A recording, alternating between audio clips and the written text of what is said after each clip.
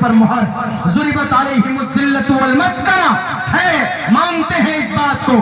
یہی وجہ ہے کہ پچھلے 2000 سال تک ان کو کوئی جگہ نہیں ملی رہنے کے لیے۔ 1945 کے اندر 1945 میں ایک جگہ دی گئی ہے اور اسی جگہ کے اوپر کھڑے ہو کر آج وہ بمباری کر رہا۔ کم سے کم 60,000 ٹن بارود برسا چکا ہے غزہ پٹی پر، سرزمین انبیاء پر۔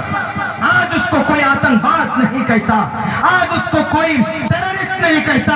اگر ایک عالم دین اگر کسی کا ایک بوند اگر غلطی سے اس کے ہاتھ سے ایک قطرہ خون بہ جائے تو پوری میڈیا والے اس کو ایسے دکھاتے ہیں کہ جیسے پوری دنیا کا سب سے بڑا آتنکواد یہی ہو، یہی عالم دین۔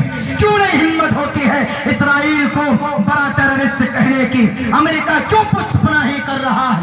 پوری طاقت ان کے پیچھے کیوں لگایا ہوگا؟ 20,000 بچے شہید کر دیے گئے سرزمین انبیاء میں، 40,000 مائیں شہید کر دی گئی ہے۔ وجہ اور گناہ کیا ہے؟ RDX پہ RDX ڈالا جا رہا ہے۔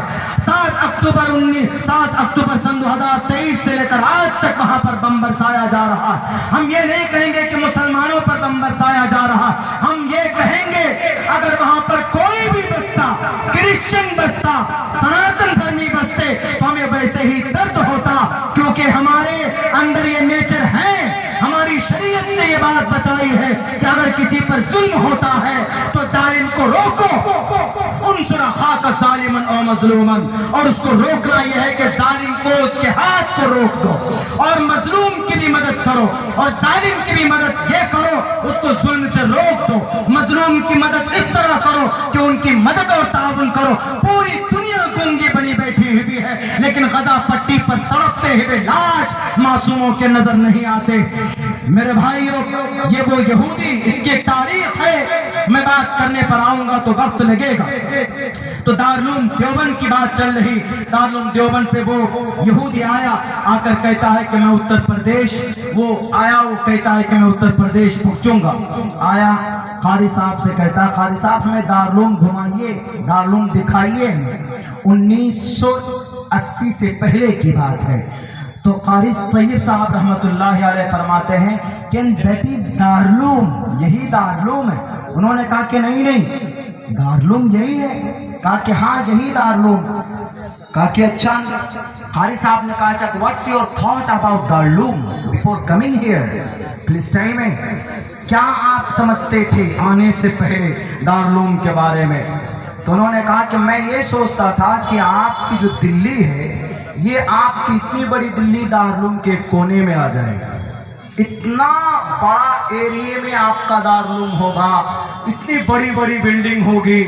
تو قاری صاحب نے مسکرا کر کے کہا، قاری طیب صاحب نے کہا کہ مسٹر جوڈائزم، خیر ان کا تو نام لے کر کہا ہوگا، مجھے نام یاد نہیں اس لیے جوڈائزم یہودی کو بولتے۔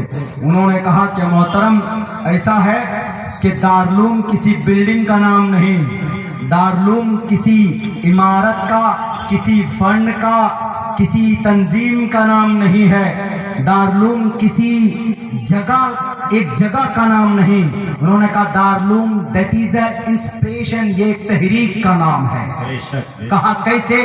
کہا کہ اوسلو ناروے جائے، اوسلو کی راجدھانی شاید ناروے ہے یا ناروے کی راجدھانی اوسلو ہے، میں کنفیوز ہو رہا ہوں۔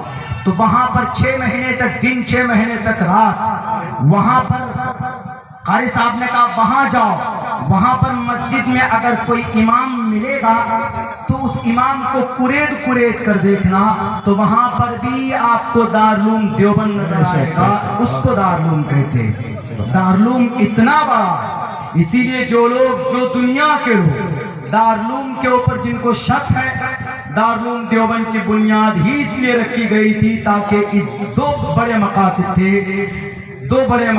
تھے دارالعلوم دیوبند کی بنیاد کی۔ ایک مقصد یہ تھا، مولانا قاسم نانوتوی رحمت اللہ علیہ کا، کہ بھئی ہماری جو شریعت ہے، ہمارا جو قرآن ہے اس کی حفاظت ہو، اور یہاں دارالعلوم میں مجاہد ہندوستان انگریز کے خلاف جنگ میں تیار جنگ میں ان کے خلاف میدان میں لڑائی کے لیے ہمارے بچے پیدا ہوں، ہمارے افراد پیدا ہوں۔ یہ دو اغراض و مقاصد دارالعلوم دیوبند کے بنیادی تھے۔